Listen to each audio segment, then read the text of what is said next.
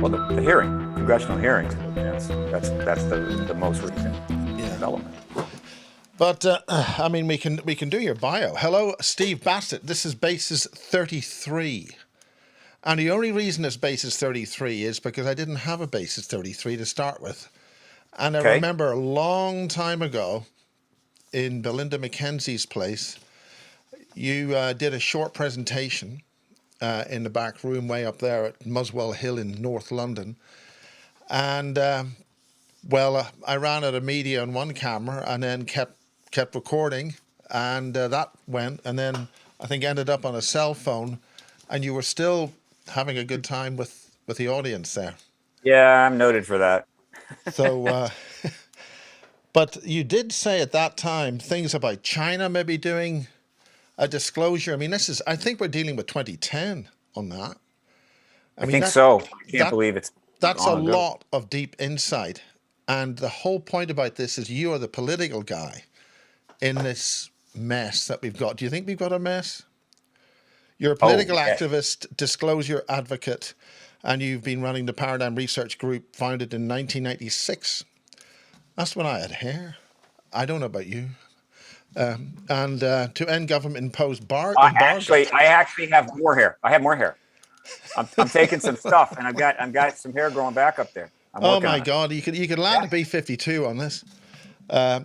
We won't talk. You know the piece. This is a bit of a joke. You know the Peacemaker, that massive, huge 6-engine thing with the two jet engines on it. Yeah. That used to land around here. And one day the pilot missed the runway. I mean, he didn't miss the runway. He landed on the field about a quarter of a mile away. And this thing was so big, he just thought, you Brits have got really bumpy runways. And it took off again. Anyway, and then we have the national and international media. But big things for you have been the 2013, the citizen hearing on disclosure, and the 2014 launched a 2-year political initiative out in Washington that ended up with the 2016 presidential campaign. And you've lots of documentary films and things. You've been working your ass off. Not working hard enough. Wish I could have done more. Lack of funds really is the number one limiter for me. What I'm trying to do, you can't do it with just a few bucks. You got to have bucks, and it's hard to get dollars. However, that's changing. But the last. Well, you got $1 million from somewhere. And I spent it. Yeah, I spent it all on the citizen hearing on disclosure and other things. I mean, I wouldn't wanted to spend it on anything else. Well, yeah, no. Maybe a cup of coffee here or there. Look, let me tell you, 98% of that money, 95% of that money went into the citizen hearing on disclosure, and it was an important event, and where it still has value, and I think you're going to be seeing more about it pretty soon. Mock congressional hearing, 2013, to show the members of Congress not to be afraid of a hearing. It's going to be just fine, thank you. And some of them may have been paying attention. We did broadcast it, streamed it to all over the world, and had thousands of people that could have been members of Congress or journalists. But things didn't move well, and that was okay. And then this is really important because this is difficult stuff, and you did that. Yeah, I mean, you had the press club, and all that. Yeah, I spent 10 years thinking of it, but I just never had the money to do it, and the money became available. So then in late 2014, 2015, really had a chance to affect the situation with an effort to just push the press right into the Clinton campaign to address her connection to the ET UAP issue, which she has plenty. Now, could you explain that? Because why Hillary? Why that, as opposed to any of the Republicans, or what was her particular reason for doing that? No candidate has had more connection to the UAP issue than her, and she didn't ask for it. It started when she was first lady to her husband, Bill Clinton, first administration. Lawrence Rockefeller made a very substantial effort to try to help him arrive at a place where he could he could get the files from the DOD. I mean, there was that famous photograph, that subtle little photograph that's got a subtle book that happens to subtly be there, is often, placed. Yeah. Yeah. No, they talked about it. They talked about it later, but the Rockefeller Initiative started in March of 1993, went on for 3 years, and it didn't obviously end in getting the files from the DOD. What he got were lies and stonewalled, and then a multi-million-dollar report from the Air Force. It was completely bogus. So he knew which report was that? It was for those who aren't up to speed, maybe for some of our younger people or whatever. It was either the Roswell report or Roswell case closed. There was actually two. This is the Air Force report. I don't have it handy. Yeah. It's easy to Google. Yeah. But this came out in 1997, a year after the Rockefeller Initiative pretty much closed down. But he had, let me see. Yeah, he had won re-election, and so things were starting to get interesting. He was a lame duck president, but then there was all kinds of things happening. Corso came out, the Roswell 50th anniversary. So the final thing they did with respect to the issue was to issue this multi-million-dollar Air Force report. It said Roswell was a mogul balloon, and there were test dummies, Air Force test dummies. So she knew all about what had happened. He understood what had happened. They were stonewalled, and he was, just treated like I don't know how to describe it, but it was a violation of the relationship between the Department of Defense and the White House. So, not surprisingly, that left a mark, and I think that early on, she felt, well, I'm going to be president too, and that's not going to happen to me. So, and one of the reasons we know that is one of the absolute key advisors to the Clintons, John Podesta, who was an advisor in the White House at the time of the Rockefeller Initiative, kept the issue alive in all the years afterwards, after he leaves the White House in 2001, going on in time for the next 13 years. Repeatedly, John Podesta gets into this issue, engages this issue. And everybody knew that he was still a close advisor to the Clintons, one way or the other. Eventually, he becomes their campaign manager. So that confirmed to me that she had significant intentions. And so all of that, statements from her husband, the evidence, the Rockefeller Initiative, all of John Podesta's comments made it clear. Well, I didn't make it clear. Her campaign and her campaign people had its tremendous connection to this issue. No other campaign had this much connection to UAP, nothing even close. And so now she's running for president, fine, a second time, and she's the leading candidate. Most people considered her a lock to win. The campaign was going to be long and expensive. It cost a couple billion and lasted 2 years, got underway in early 2015. And I saw the opportunity. Let's get the press on this issue. They have every right to ask that question. She has every obligation to talk about it, and I succeeded. The citizen hearing on disclosure was just a prelude to that. It was delivered to all the members of Congress and to a lot of media, and so they started asking questions, which they wouldn't answer. That's the big deal. Get those questions asked. Right. So over 400 articles were written in the American press and UK press, talking about the candidate Clinton and UAP, right? 400 articles. Nothing in the past comes within 5% of that. All right. Well, I think that this is leading onto something that's happening in a few days. But let's. So anyway, that's what I was doing up to 2016, and I was already planning my champagne party. I was planning what to do when disclosure starts happening and the hearings start happening. And then things took a nasty turn, and so that's life. She lost. No, yeah, she lost.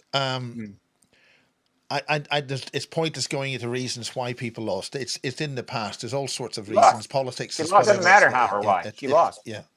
And how did you pick up the pieces from that? I mean, that's a big thing. I went into a very significant depression, which I think is that's a and holy I shit didn't. moment. Yeah. Yeah, I didn't have. I didn't know what to do. Uh, Funding dried up because I didn't know what to do. I didn't have a plan, and so ultimately, I Yeah, there wasn't went the back what to. we didn't have a plan B. Yeah. Yeah, I didn't have a plan B for the activism, and so I eventually went back to the UK in May and stayed for 6, 7 months, and tried to work from there. But I had a comfortable place to stay and nice friends to hang out with, and Well, that's good.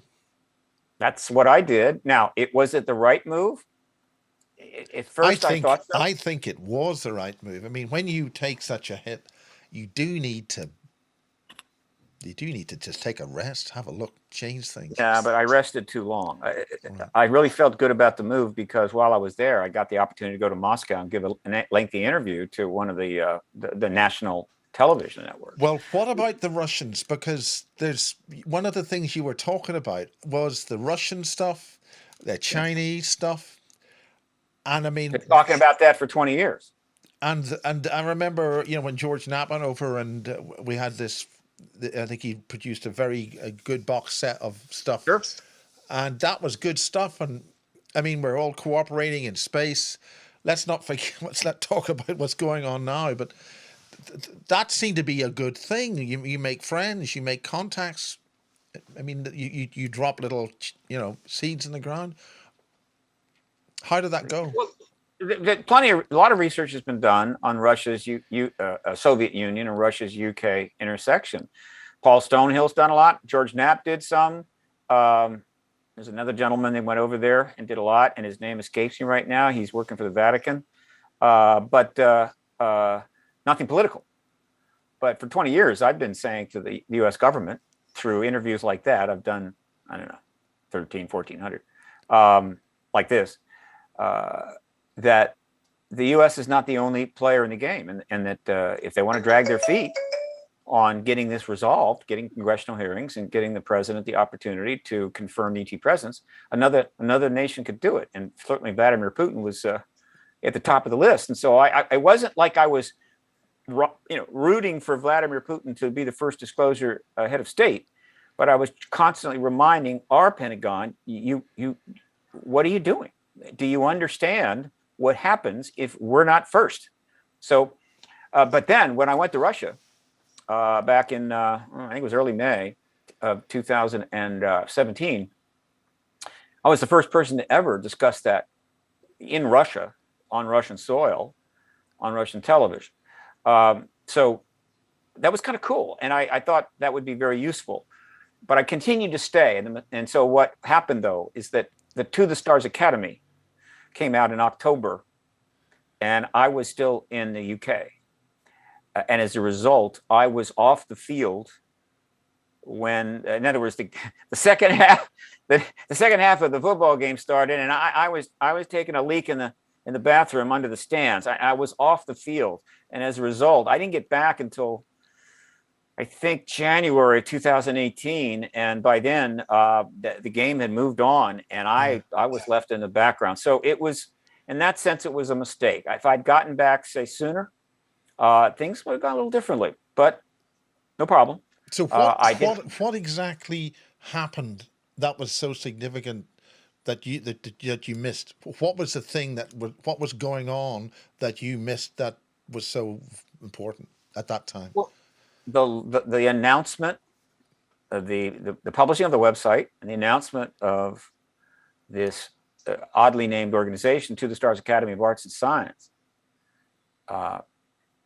which very quickly was also introduced with a video, was the most significant development regarding disclosure ever. It was more significant than a citizen hearing on disclosure. Well, who is behind all that? I mean, do you think that all your work has been studied and then another group has moved in, or they are blocking, just getting more sophisticated ways to block, or what? Just for somebody who doesn't... Well, I wouldn't phrase it that way. Let's just say that a decision was made based upon the work of everybody, going all the way back to the 40s and 50s and 60s. In other words, this was 2017. It was the 70th anniversary of Roswell, a huge amount of work had been done. So the result of all the citizen efforts, all the citizen science, journalists, activist efforts for 70 years, we arrived at a point, which I almost immediately understood. I mean, within 10 minutes of viewing the website, I knew what had happened. And We arrived at what had happened? we arrived at a point where enough people working in our national security structures, including obviously the Pentagon, CIA, and other parts of our national security arena, enough people had personally come to the conclusion that it was probably time to end the truth embargo, that they decided to go proactive, to actually do something. And one of the reasons I'm pretty sure that that ultimately motivated them to take that action in terms of the timing was that I think these people that I'm referring to were watching the Clinton situation, and they realized what I knew, that she was going to win the presidency, and very likely she was going to force this issue out. And that would be a huge problem for the national security structures. It would be a huge, huge problem. Now, at the time, there were some. Her health seemed to suffer. Did you think there was? Well, there were pictures of her shaking it. Maybe I'm getting that wrong era. Everybody that runs for president gets sick. It's one of the most grueling things you could ever do in your life. Yeah. If you're lucky, you get to keep it from the public by just holding up in a hotel with. But she stumbled a little bit on the outside. That was irrelevant. So, I mean, irrelevant. In other words, there wasn't malice aforethought to stop because she was the key person in this. Well, I'm just asking the question. No? Okay. So they made a profound decision because they knew that if a new president comes into the White House determined to get this issue resolved by whatever means, hopefully by stimulating hearings, by encouraging the chairmen of the committees to take the kind of action we're seeing now, and supported it, we could have disclosure in a few months. And if that happened, and the national security structures remain in the same position they're in, they were going to be crucified. I mean, absolutely crucified. What would happen is that the disclosure would unfold. It would unfold rapidly. It would look clearly like the Department of Defense was being dragged into it against their will, but they'd have no choice.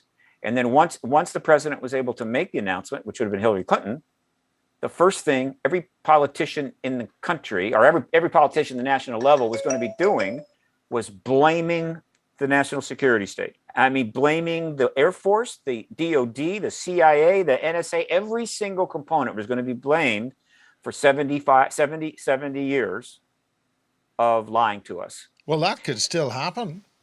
No. Well, but the circumstances are different. Yes. In other words, now they knew that was going to happen, but they realized that if they didn't do anything, it was going to be far worse.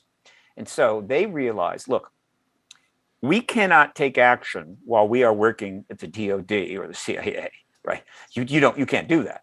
But if we were civilians, right, or those that were civilians talking to people inside, but if a group were formed that was made up clearly of civilians, no longer national security state employees, that they would be able to do things that they couldn't do while employed. And if they came together as a group, they could pursue and affect things that would help bring about disclosure and thus mitigate the pain that the national security structures are going to go through, because the people were going to see these former high-level people from CIA, from the Pentagon, and other services actually active to do this.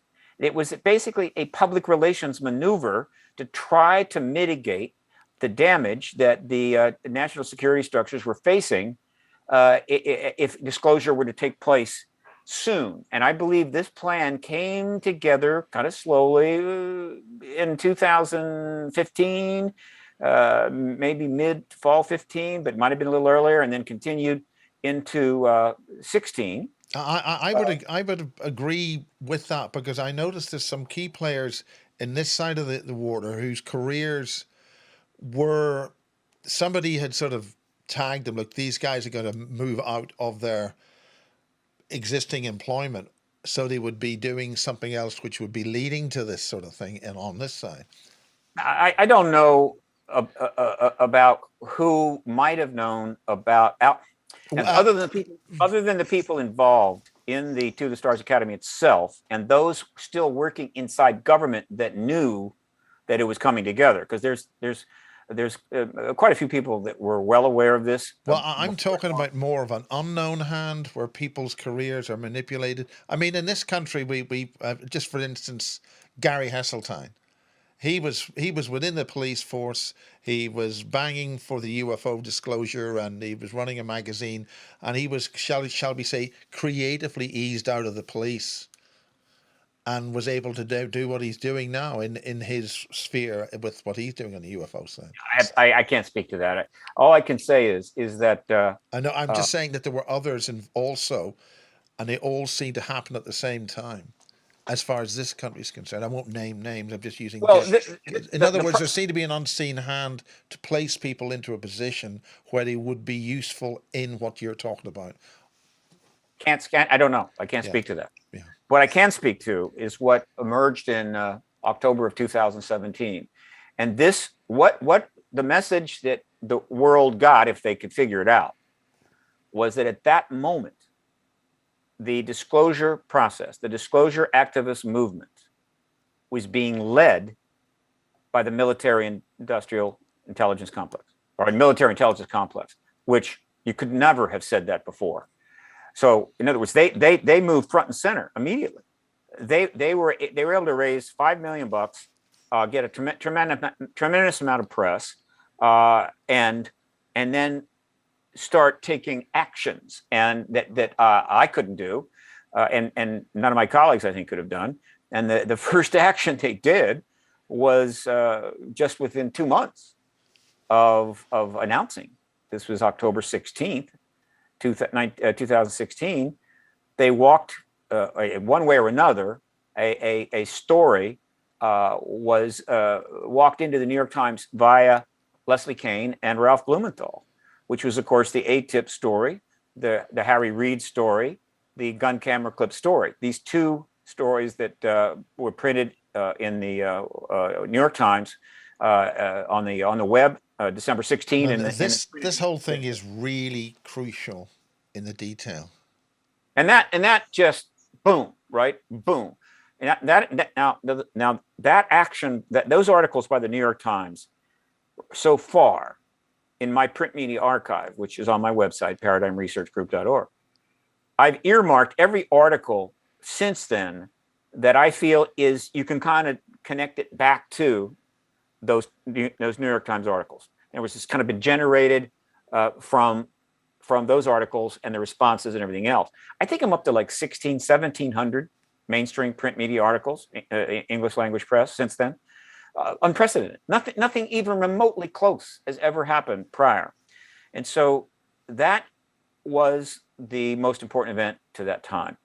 And again, there were some hints that something was coming, but we didn't have specifics.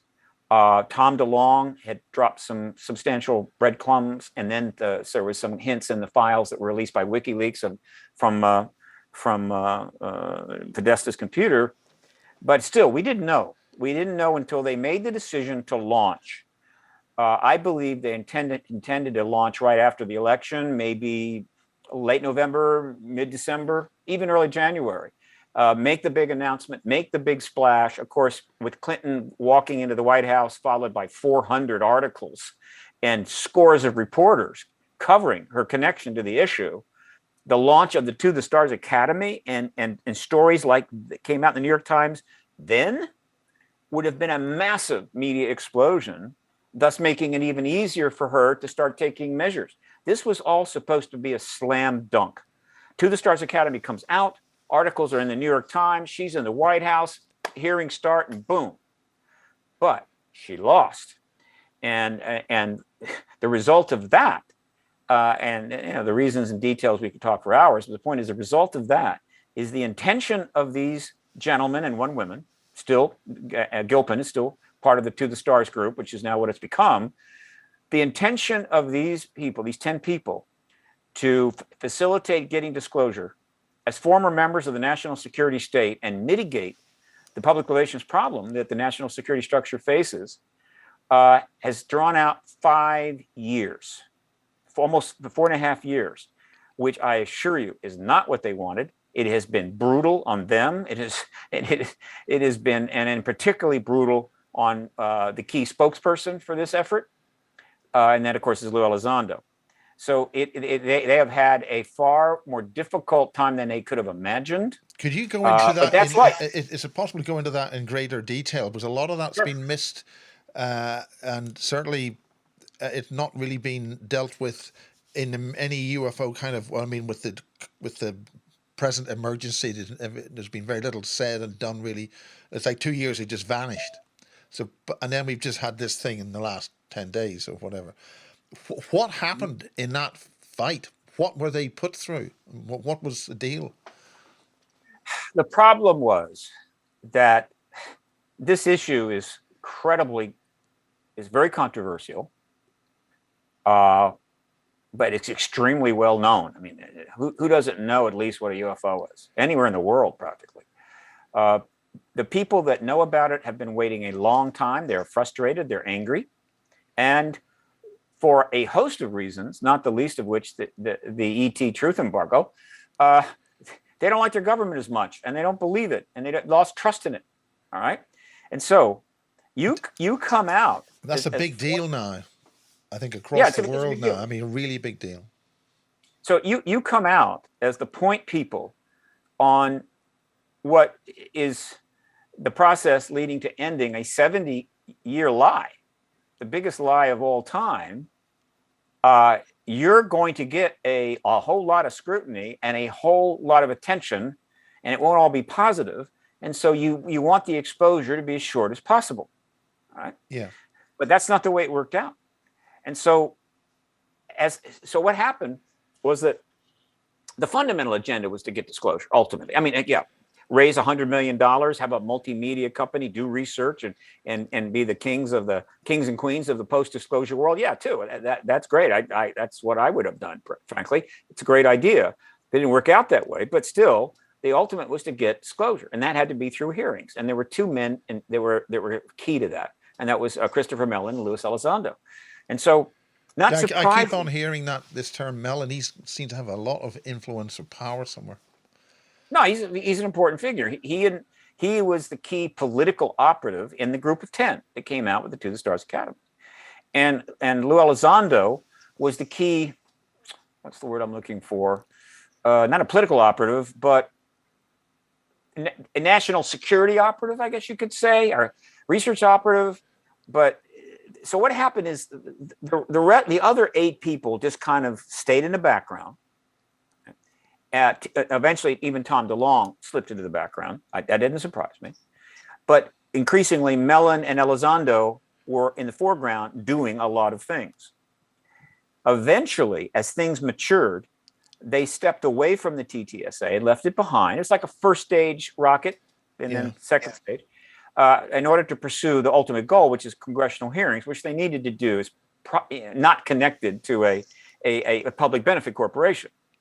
And that has gone on for a couple of years, and a great deal is done. But these two men became the absolute focus of this effort. Now, one of them is a political operative, primarily operating in the background, Mellon, and he has done a few presentations. He's written a couple of op-eds, but overall, he's been in a comfortable background position. The spokesperson for this ended up being Elizondo. Probably that it was the intention from the beginning.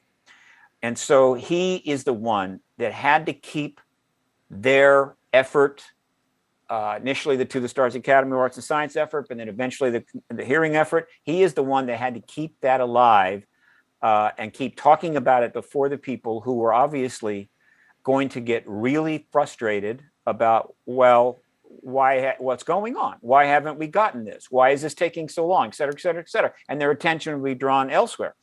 And so in order to do that, this is not something that he was born to do.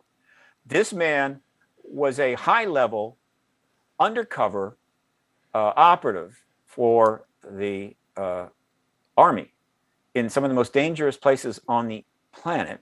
Well, where they don't often have the character of being in upfront subtly and telling everybody about things. You know, if you're used to being secret and don't see me, and then you're in a situation where, hey, right, and he's used to being able to do his job with almost no scrutiny at all. But then he is a loquacious man, and he is a basic guy, even though he's brilliant, and he's able to communicate. He can sit down and talk to anybody. That's fine. That helps, right?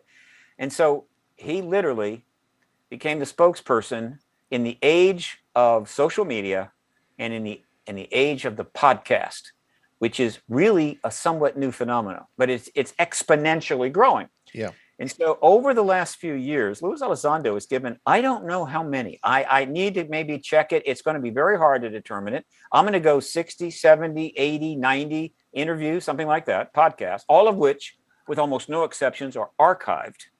And so he's talking to keep it alive. Well, he's under all this pressure. Okay, you're the guy, you're the spokesperson. So, okay, what do you got? Right? Where are the ETs? Why haven't we gotten this? Why haven't we got that? And so forth. And that's tough, because while he is the spokesperson for the ongoing effort, and he is the one that's trying to interface with the public, he is operating under a lot of limitations. He simply can't say anything he wants to. He's got multiple limitations. Some of them are hardened, like hardcore NDAs and or other arrangements he may have had. And the others are limitations on the process, meaning maybe he could say that, but that is not a good idea if we're trying to get hearings. And so he's trying to stay within the lines, and everybody's trying to pull him off the field. Naturally, that raised a whole lot of questions, and the trolls just came out of the woods, right? Yeah. And he started getting trolled big time. Not only that, but he's also started getting pushback from certain elements within the Department of Defense who might have been trying to take advantage of the trolls, meaning, okay, if you guys are attacking him, we'll try to do it. He pushed back against that. I think it's pretty much under control, but he has not had an easy time. Right? And so that is kind of a very short explanation of kind of what's happened since the To the Stars Academy went public in October of 2017, which we're approaching, a few months, the 5th year anniversary. But it is continued. They stuck with it. They didn't give up. The To the Stars eventually shifted to a slightly different operation, but it's trying to raise money again because it knows what's coming. So in other words, they stayed with the game, and now they're going to be able to a lot of people that stuck with it are going to benefit from that. But the only thing I'm interested in is getting disclosure, and that means getting the hearings. And I'm well aware that the role that Elizondo and Mellon are playing in that, and you're going to see them less publicly. They're going to go even more behind the scenes as they try to work with whomever, whatever, to make these hearings as effective and as soon as possible. And ultimately, I'm sure they'll be testifying along with live military witnesses. So we're in the end game, Miles. I think we're weeks and months away from finally getting the disclosure we've been wanting. But there are some huge factors here let's go into that, because I haven't seen encouraging noises after what's gone on in the last 10 days. That's the Pentagon. I don't have the exact title of what's been going on, but I know that this disclosure thing with, is it the CIA? A lot of hearings in Washington the last 10 days. I mean, I haven't seen what Stephen Greer's had to say at it. A lot of people watched it live here, and they had little podcasts and things. What was that? What is that? And is that what you like to see or not? I was fine with it, but then I know a lot about this subject. People that don't know very much, or maybe they're just coming to this issue now, and they see this hearing about this very big subject, they're expecting this, that, and whatever. But they don't understand the process. My job is to help them understand, and I'm doing a lot of that. Well, this is it now. I mean, the thing which I think, which has filtered through is, like, they've just decided to. It seems they've decided, right, everything before hasn't happened. We're starting from year zero, and we're going to decide it's this, and nobody else is allowed any input on it. That's one I mean, interpretation. I'm really cutting down to a position. What I look is what you're talking about. Yeah, that's not what's happening, but I appreciate why people look at it that way. Okay, what happened on the 17th of this month was an historic event. It was the first UAP hearing in the United States Congress since 1968. First of all, why drop the term UFO and call it UAP? Is it? Well, the reason that a concerted effort has been made to switch from UFO to UAP, which I have supported for years and years, which finally got going. All right. Let me use this analogy. Okay. Let's say that one way that the United States government was able to isolate the interested people on this subject and the subject itself, right, from mainstream society so that it could minimize its likelihood of being effective, was to come up with a badge that said UFO, all right? And by law, they passed a law that said that anybody that wants to talk about this issue, engage it, write about it, or just speak about it at all, just utter the phrase UFO, you have to sew one of these badges onto the clothing that you wear. In other words, whatever you're out and about in the public, you have to have that badge sewed into your clothing to be seen by everybody, so that anybody who happens to encounter you would instantly know who you are. You're a UFO person, or maybe a tinfoil hat person, or a crazy person, or a nutter. Okay, are you following me here? No, absolutely, yeah, absolutely, okay. Totally, yeah. Does that ring a bell at all? Okay, so if they had done that, all right, and they successfully were able to, through any number of means, really convince it's a major portion of the public, including academics and journalists and politicians, that people that have that badge on them are, well, just not somebody you need to waste any time with, and maybe even should avoid. All right. Yeah. That's called creating an intellectual ghetto. All right. It's literally a ghetto. It's an intellectual ghetto. And then it's not inconceivable at some point the government say, you people are really becoming a pain. So we're going to force you to live out west in some compounds that we have built with fences around them, right? And so if you're wearing one of these, we're going to be rounding you up soon and putting you in one of those compounds. I am deadly serious about this analogy. And so, so that is what they did without the badge. All right. In other words, they got things to a position where being associated with the acronym UFO, not flying saucer, right? Though that was tainted, but the focus was on UFO. You only need one badge, right? The focus on UFO. If you're associated with that, then you are not going to be able to be effective. You're not going to be able to get what you want. People are not going to fund you. They're not going to write about you, et cetera, et cetera, et cetera. And so that the UFO and the ridicule that was attached to it became a major component of a successful truth embargo. And it helped to prevent journalists from getting, because if a journalist wants to write about the subject, how do you write about the subject, say it's 1970, and not use UFO? If you're an academic or a scientist and you want to maybe speak about it a little bit or address it, how do you do that without saying UFO? It literally was the phrase associated with the whole damn thing. And so what we knew that we had to do is say, okay, we get it. Well played, government. Well played. What we had to do was rip that badge off and say, I'm not wearing that badge. All right. In fact, what we're dealing with is UAP. That's the phrase that I want to use. I'm not going to use the phrase that you, the government, want me to use. And so what was the effect of that? The effect is that though UAP essentially means exactly the same thing, a politician or a journalist or a scientist or anybody could now speak to the issue and refer to UAP and not be labeled a UFO person. It's that simple. It is language, it is activism, it is diplomacy, it is all of those things. It's also just common sense. You don't use the government's language that the government has used to suppress you in order to get out from that suppression. You Absolutely. develop your language. Okay. I mean, I gather astronomers would use the term near Earth object or something like that, but they'd be talking about the same thing. See, that would be a NEO. Okay, near Earth object, and everybody would confuse that with the character in the Matrix. So that's not going to work.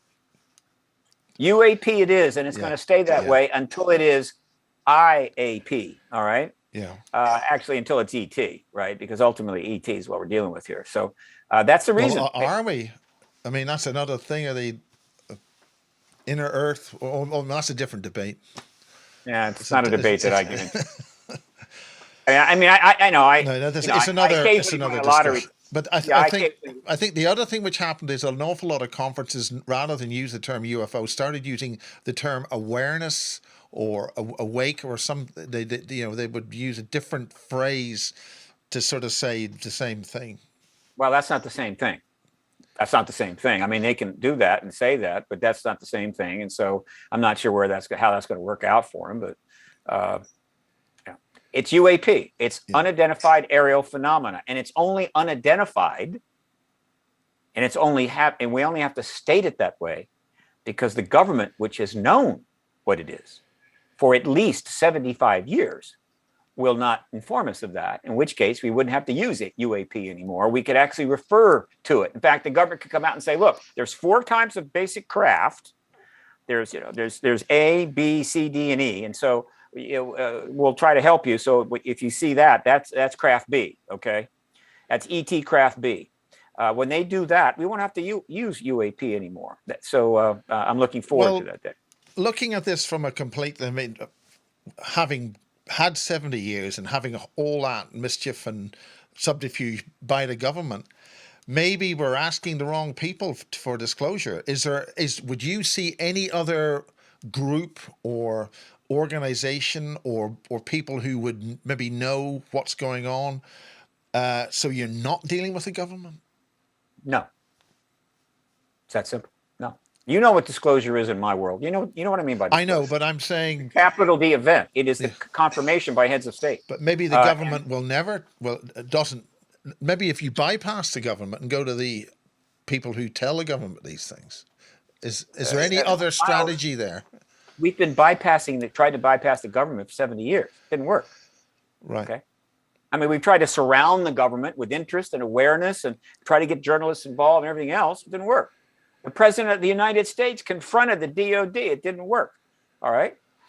So what we have to do is we have to follow a process which will lead us to what we want, which is the confirmation by the president. Is there such a process? Absolutely. Congressional hearings is the process. And that is the reason why every effort to get at least one more hearing, which since 68, and that hearing only lasted a half a day, 4 people testified, I think, in person, just absolutely not allowed, blocked every single time, because the managers of the truth embargo have known that aside from the ET suddenly showing up in 10,000 ships, the one thing they could not let happen, and there's other things that have happened, but the one thing they couldn't let happen is for Congress to go into hearings on this. Well, that is now not the case. The first hearing has been held, and there are more hearings to come. I guarantee it, unless we have a nuclear war, in which case we're going to have to put this on hold for a little bit longer. And that's not necessarily, that's a lot more probable than it was 6 months ago. Yeah, it is. Like we needed that, like we needed a hole in the head. But that's what we got, right? In other words, look, what we've been seeing in the last... Sorry, just before there have been a number of UFO events which stopped nuclear weapons. Maybe a nuclear war that subtly doesn't work would be the biggest disclosure you could offer, because who stopped all of, I mean, is that an option? We didn't want, it's not something you want to actually test, but I mean, all those nuclear weapons at Rendlesham all neutralized, the Russian nuclear weapons neutralized, the silos activating. I mean, do you think there's any, I mean, that's a 1.5 seconds to midnight type of a solution. Well, first, the nuclear weapons tampering incidents and the nuclear weapons tampering witnesses will be the centerpiece of the hearings to come. And they are the most significant thing that will be addressed, frankly, and even more significant by the fact that the hearings are pretty much going to be platformed on a national security basis. And so, and you may say, well, gee, you think maybe they would have had hearings on this sooner. Just as, as I said, the government has known for a long time. I say government, I mean the people in government that deal with this issue, right, have known for a long time that you can't have congressional hearings because that will crash the truth embargo. And secondly, the only thing worse than having congressional hearings will be having congressional hearings in which the nuclear weapons tampering military witnesses are featured and under oath. I think one of the reasons they continue to stall this thing is because they are very much hoping. A lot of them were hoping that the truth embargo would outlast these officers, that they would die, and they're starting to die off. But they miscalculated the tenacity of some of these men. They're still here and they're going to testify. They also made a second miscalculation. That there were a lot of witnesses that were younger. These are younger men. In other words, these are non-coms, I guess. I forget the word for it, but these are the guys up. They're doing the security, right? They're 10 years, 15 years younger than the officers that are manning the silos and running the silos. And these guys are very much alive, but these men, they weren't officers. Many probably didn't go on to be officers, but they didn't have their position was a lot weaker, and so they just didn't want to come out. They did not follow Bob Salas. They made some of them talked to Robert Hastings, but they continue to stay in the background because they just don't feel as comfortable as the officers, right?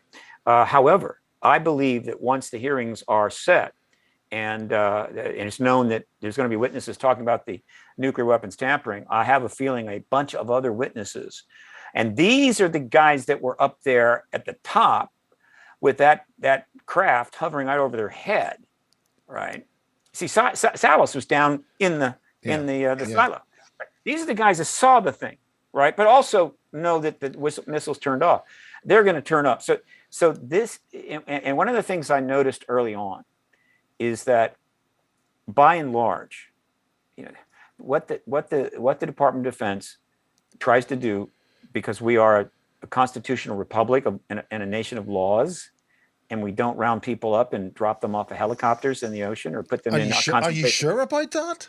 Yeah, I'm pretty sure. And so they can't do that. And so the one thing they could do, with respect to a great deal of the particularly significant evidence that's come out with the DoD connection, is just ignore it. Just nothing. Don't say anything, right?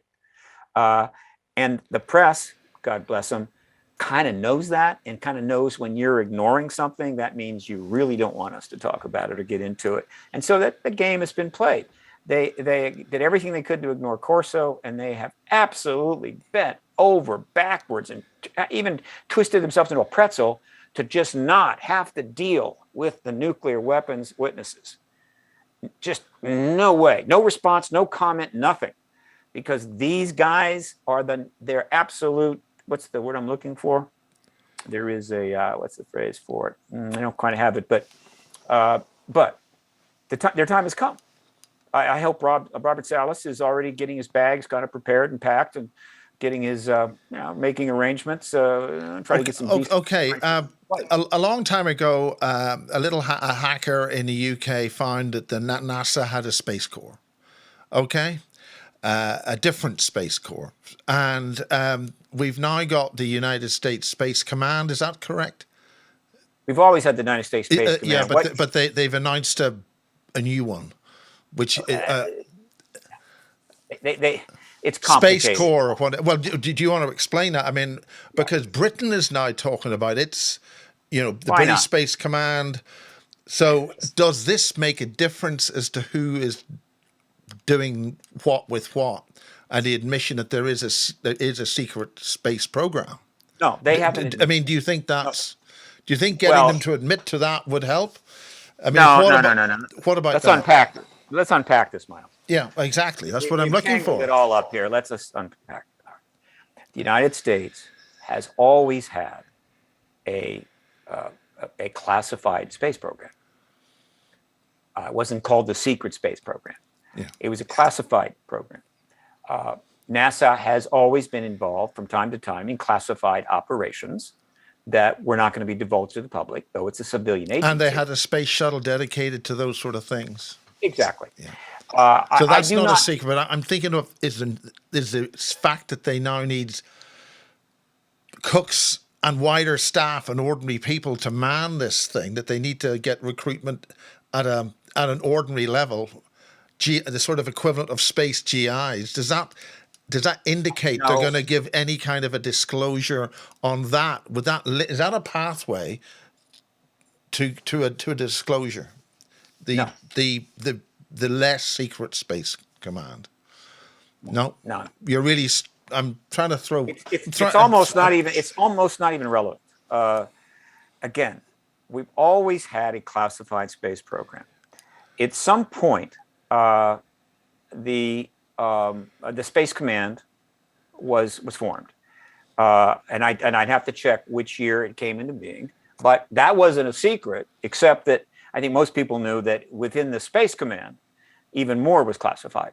NASA was a civilian agency, and there were certain limited amount of programs. But there has been government announcements about a Space Corps, other than just this. Space Force. Space Force. Okay. Yeah. Now that happened during the Trump administration. Yeah, and Britain, and I think Japan or some other. I mean, I have a huge diagram here, which was done by Rockwell International, about the plan for space, and it's talking about it was made in 1990s, and it's a plan of bringing everybody together, every space country that has anything in space at all, with the plan to leave the solar system by the end of this century. That's a plan. It's so detailed. It's so detailed. I'd love to talk to the guy that wrote that plan. Oh yeah, it's actually. I've got it on the wall here. The smallest size, I think it's a wish list rather than anything else, but the smallest size you can read this is A3. It's so detailed. It's actually but somebody I'm sure they got paid a lot of money for that. Well, it's very complicated and very detailed, but it's a joke. It's a complete joke. Remember, I have to keep reminding people, anything that you see happen, anything you learn about, whether it's some group was, Boeing or some company came up with a plan to do that, or somebody came up with a plan to do that, or whatever. You have to view it through this fundamental lens. Okay, the United States government, the United Kingdom, and essentially every other major nation on Earth. Well, certainly the major nation at the time, which would have included the Soviet Union, which had spies everywhere, right? Maybe not China, because it was harder for China to have spies. But from 47 on, have known there is an extraterrestrial presence. They have crash vehicles. They have been studying those vehicles, maybe re-engineering that technology. They have dead bodies. And so, again, since 47. So even earlier, the 30s? Don't know. I want to speak to what I know. Yeah. Okay. And so everything that's happened since then, basically, once you get that, really doesn't make a lot of sense, and in a lot of cases, it's completely irrelevant.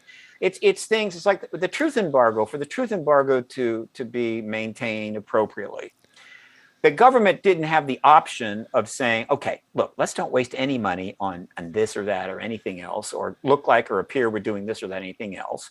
Let's just say, look, the whole issue of going into space is tabled. or we're just not going to discuss it anymore. Don't bother us. Go about your life. Get to college, get a job. And of course, the public would have been very, very curious about that. They would go, wait a minute. You're not going to say anything about this?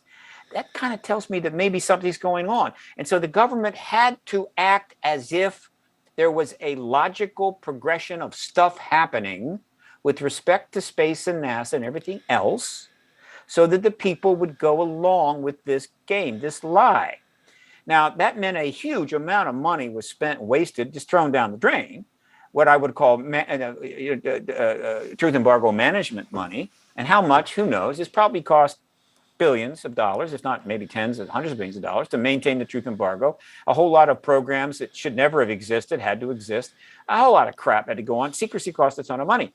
Now, getting people to look at it this way is not easy, okay? And I've been sort of trying to do that since 1996. But as we've gotten closer to disclosure, the need to get into that mindset is even more important. All right. Everything that is happening since 2017, if you start with the fundamental truth that the government has known about the ET presence, knows a lot about the ET reality, knows a lot about the tech going back 75 years, what is happening now makes sense. If you assume no, the government didn't know back then and hasn't known, it doesn't make any sense at all based upon what we know, what the documents and facts we have. So I'm just trying to make it easier for people to avoid cognitive dissonance, migraine headaches, and acid stomach. Well, that's a laudable What can I do? Least I can do, right? Right. Send me $500,000 and you'd be surprised what I can do. So, I'll restate it for the 4,000th time. What you are seeing now, since 2017, certainly, prior to that, not so much, is not a discovery. It's not about discovery. It's not about discovering anything. It is a public relations effort to establish a comfortable way to get us to the congressional hearings we've needed for 54 years, so the witnesses can testify in front of the world's people, under oath, to members of Congress of both parties, everybody behaving themselves, right? Military witnesses with careers that are easily defined, who have taken a second oath to tell the truth. And after enough hours of those hearings, the president will be in a position to be able to say, I'm convinced. I think you're convinced. I'm convinced. The evidence is clear. ETs are here. And okay. I'm confirming that now. That is what is going on. It is not a discovery process. What happened in Washington last week? Could you just focus on that? Sure. Is that good things about it, bad things about it, and where do you think it's going to go from there? And right. What about the other countries? Which other countries do you see who could beat the U.S. to the post on this? None of our allies. They know what's going down, and they're going to be quite comfortable. They're going to sit in the sideline. They're not going to try to mess with this. It's China and Russia you got to worry about. They could do whatever the hell they want, but no other countries are going to interfere with the U.S. We've got this public thing where the Russians and the Chinese are all fighting whatever, but ultimately there are people in the background, backdoor diplomacy, backdoor chats and talks, things over coffee tables discreetly. Where do you think the bottom line is with the global perspective on this move? I mean, everybody sees it one way or the other, but taking the country politics out of it, do you see a global group somewhere which could pull a punch on this at all? There's a number of efforts out there and have been to bring together multi-country projects and so forth. Pretty much this is civilian efforts. They're getting a little more sophisticated. There's a couple I've seen recently that are intriguing. One of them is very intriguing, but it's really a post-disclosure project. They should not try to do it pre-disclosure. But in terms of really something substantive or formally happening between countries, no, that's not happening. Well, the one word, or the one thing that hasn't been said tonight, the one man who has really pushed space programs, the one man who's broken new technologies, Elon Musk. He's got his satellites. He's got his global surveillance system.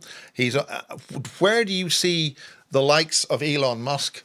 I mean, I think the other guy should just keep running his warehouses. Do you think Elon Musk, with his 100 people, spaceships going to Mars, do you think he might meet a few people on the way? Do you think that could be a big game changer? Could have been, but it's not. Why? Elon Because Musk, I mean, he has beaten Boeing. He's a get up and go kid. Sure. He's a very successful man. I'm sure that I'm sure that he knows more than he's saying. Absolutely. And I think that he's going to flourish in the post-disclosure world. If we get disclosure before he finally does something so stupid that he blows his entire empire to pieces, he will flourish in the post-disclosure world. He will do he will shift and head off in the right direction and be a major player. In terms of leading up to disclosure, in terms of this important process that's going on, he is not a player. In fact, he's subtracted himself from the equation. And the reason for that is that Elon is a complicated man. He's admitted that he is high up on the Asperger syndrome spectrum. And for that reason, he's not mature. He's still a kid, and he's constantly doing things that a 16-year-old will do. So that and that is just made it very difficult for him to step in to the disclosure process underway, because that is exactly what they do not want. And so even $200 billion is not necessarily going to get you into this. And so I think, we're going to be fine without him. I think he had an opportunity at one point. I know. I mean, I'm saying this because when you have a whole lot of scientists and very learned gentlemen on stage, and somebody asked him a question, he's usually ahead of the game and leaves the others baffled. I mean, he's not ahead of the game on this issue. Okay. It wasn't that long ago that he said there's not extraterrestrials here, because if there were, I'd know. He's kind of backed off that since. So you can't.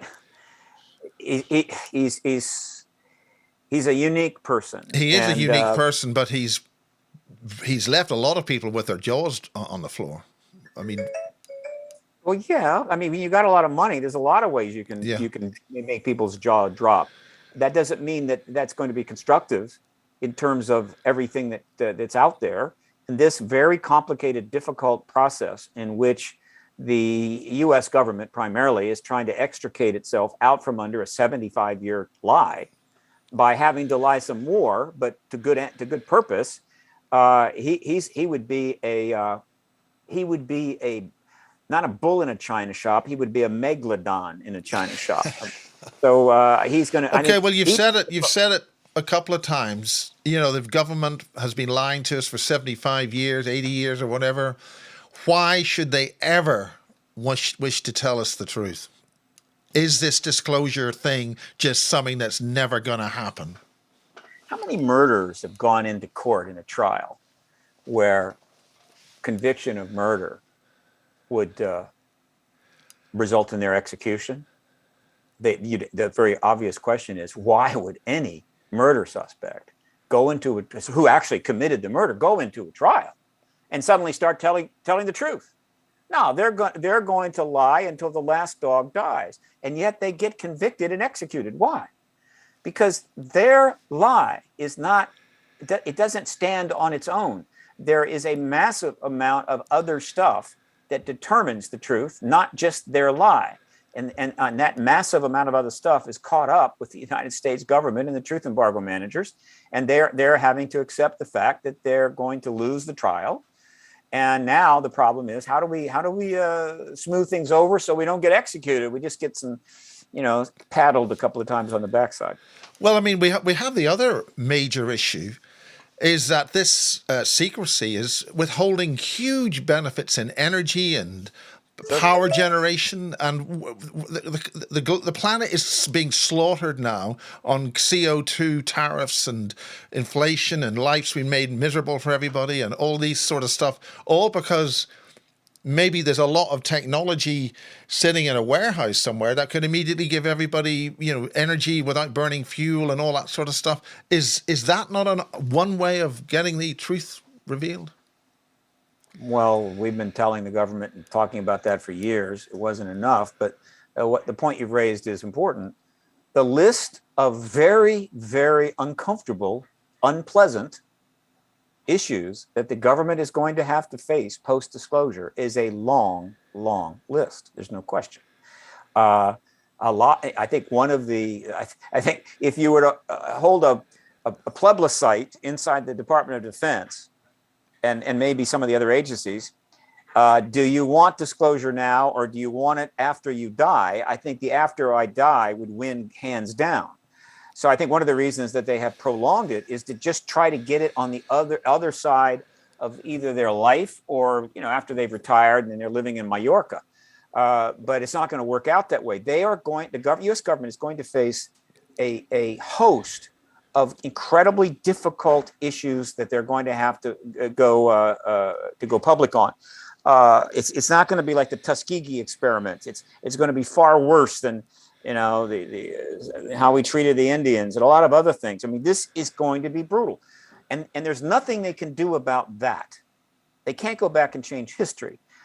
So, assuming that they're still going to be employed by the government when the announcement comes, or assuming that maybe if they're not going to be employed, they actually care about how the Department of Defense and the Air Force and the CIA and all these other agencies are viewed by the public. They actually do play an important role. Michael, do you use the word care? Yeah, assuming that they care about that, then they are, and I think in increasing numbers, supporting this process.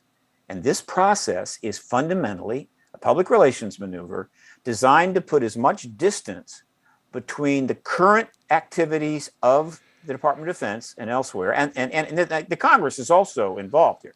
The Congress also has a lot of tough questions to answer, and the truth embargo. All right, and so let's say the truth embargo ends this summer. Say it ends in August. All right, that means that the process that has been unfolding, where you're starting to see increasing cooperation and national security people coming forward, which is kind of escalated, you could take that back to December, January of 2018. So that's 2018, 2019, 2020, 2021. It's about 4.5 years where the people living today are seeing plenty of articles and evidence that, the Congress is helping. The committee chairs are speaking to it. Laws are being passed. Things are being set up at the Pentagon. And so they're seeing, mostly the last 2 years, but over 4 years, they're seeing the government doing what it should have been doing all the way back to the 50s. And so when the announcement comes, it's going to be less painful. In other words, the majority of the American people who don't know much about the history are going to say, wow, you have been, all this stuff for the last 4 years. I see why you were doing it. And I see, wow, you're telling us there's ETs here. Thank you. That's really good.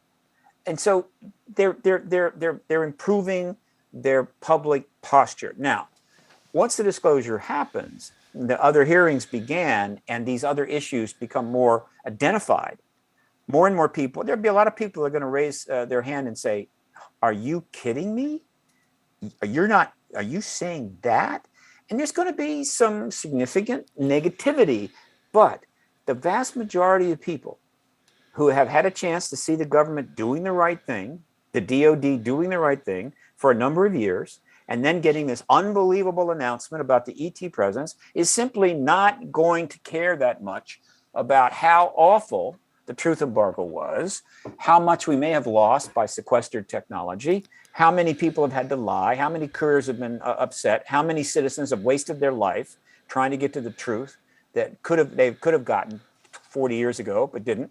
They're just not going to care that much about it. So look at it as an effort to, it's like damage control. It's exactly what it is. It's like some movie star does something unbelievably awful and it comes public, right? And what they do is they'll go out and hire a damage control specialist. These are PR people that's really specialized in rejuvenating people who have really screwed up. And the good ones are able to pull it off. And after a couple of years, suddenly it's all forgiven. So this is another way of looking at this. This is a damage control operation. It is not about, oh, man, it looks like maybe there is something there. We don't know what it is. We probably should set up a task force. We probably should get reports. It is not that at all. It's not even close to that. But I understand why a lot of people who are seeing a lot of these kinds of things for the very first time, right? In other words, in other words, if you were born after 1968, you just saw the first hearing on this since you were born. And so it's like, yeah, oh, that's cool. All right. That's my job as an activist, is to keep providing this perspective so that people don't get far into the woods, that they understand better what the outcome should be. And they'll be far less tolerant of any last minute effort to suddenly say, I tell you what, let's just put this off for another 10 years. It's just going to be too hard. I'm about to retire. I just would like to go to Florida, play golf. I don't have to answer a lot of questions about this. Let's just put it off for 10 years. By getting a proper perspective on this by as many people as possible, that is going to be much harder to do. They try to make that maneuver. I think the public is going to come down on them like a ton of bricks. Okay, you had this great hope with Hillary.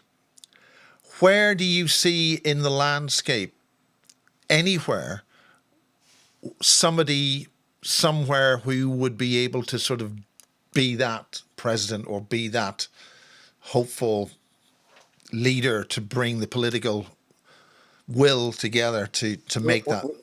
Wait, we have a president, and he's deliberately staying out of it.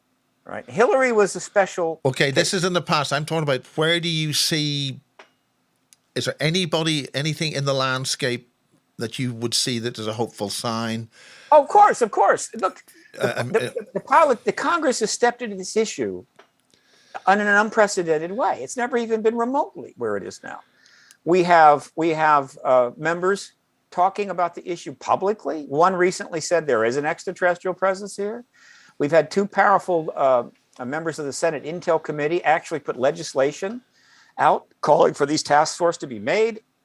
We have a member of the House, Gallego, also put language in. Literally, legislation has been passed setting up these task forces, calling for certain reports, calling for specific action. We've had one committee already hold a hearing, more coming.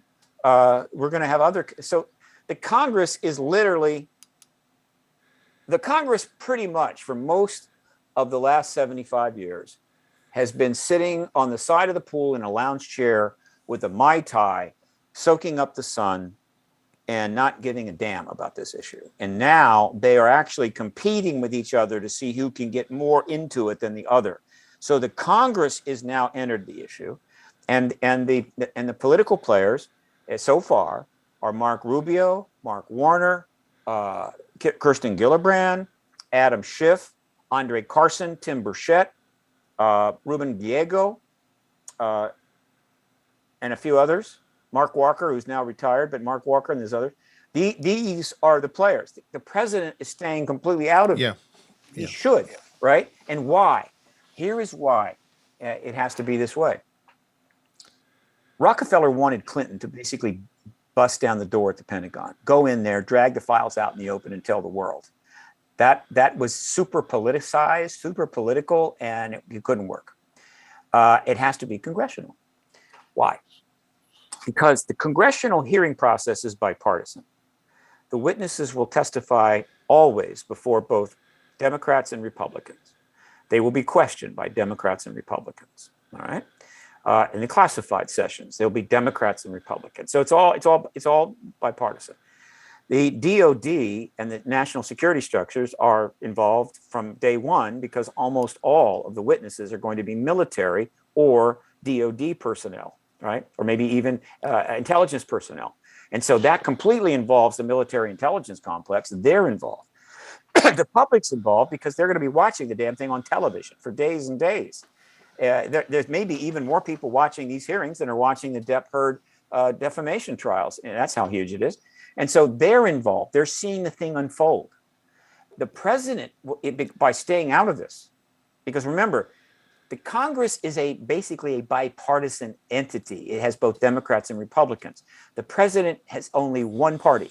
The president is the head of only one party. So the presidency, by definition, is political.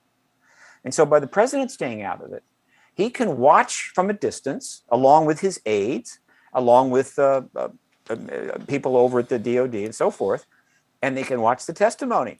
So when the testimony reaches a critical mass, when it's obvious to everybody and their dog and their cat, right?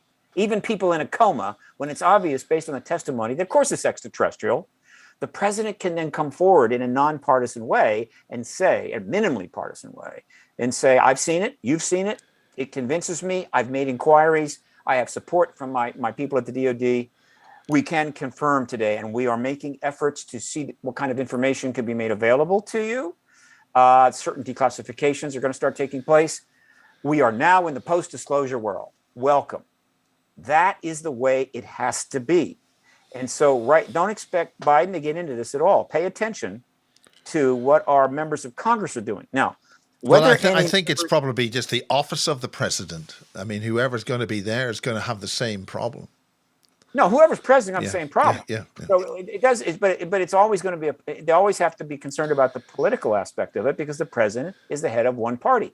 Now, what I will be interested to see, there's been a little of this. A member of the Canadian Parliament has come forward and said something. Will any members of the British Parliament or House of Lords dip into this? Or will they just stay on the sidelines knowing full well it's a U.S. game? We shall see. All right. I don't think so. I think it's going to happen quickly. There's no even time for it.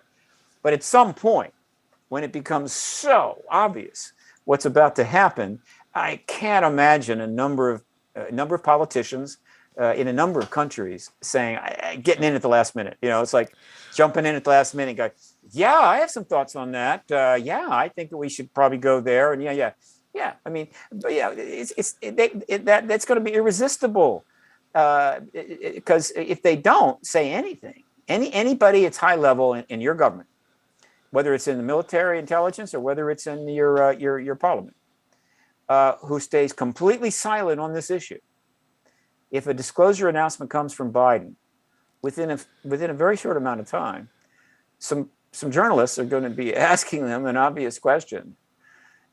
You didn't know about that? Well, that sounds nothing. Steve, that sounds practically like an invitation for somebody in the United Kingdom or Ireland or around about this part of the world to push that point. I would be saying this has been an enormous pleasure to listen to you and see you in bright, flowing, full thrust on all five, so to speak, talking about this issue. Any concluding words this summer, apart from what you've just said? Are you talking to me? Yeah. Oh, I'm saying that. Well, okay. I was talking to the wider viewer when they watch this as well. Another hearing is coming soon. The situation in Ukraine is bizarre, but we haven't had a nuke use in all this time.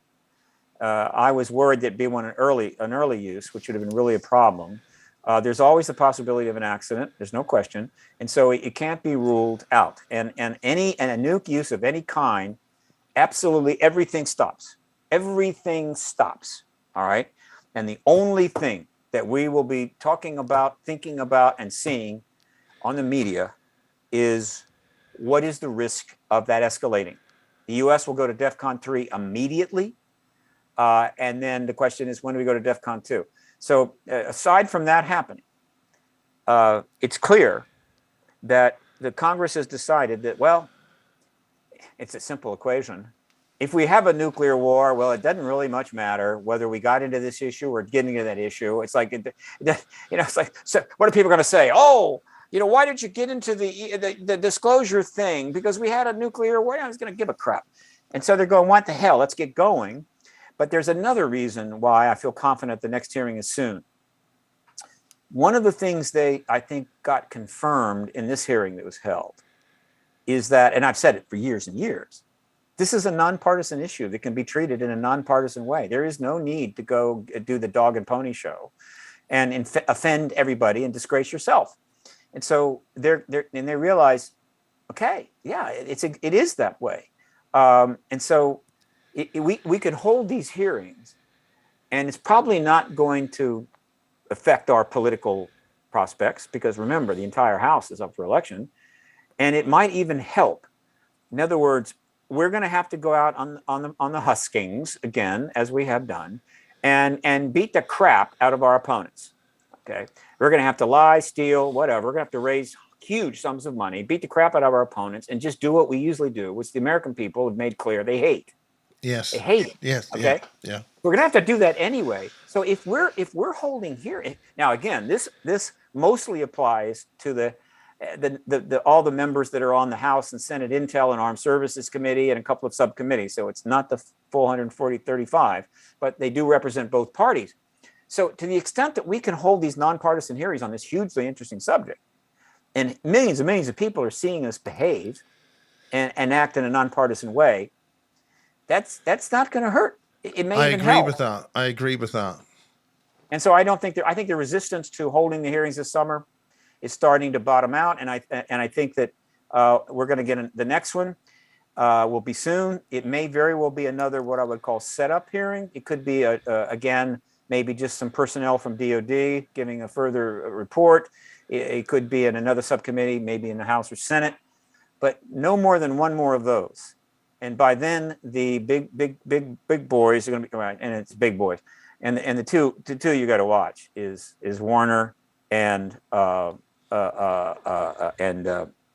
Schiff, because I can assure you, these two gentlemen, and in the Intel committees, the ranking members are really co-members. I mean, it's not like the other committees. So the ranking member in the Intel committees, House and Senate, are really viewed as co-chairs. All right.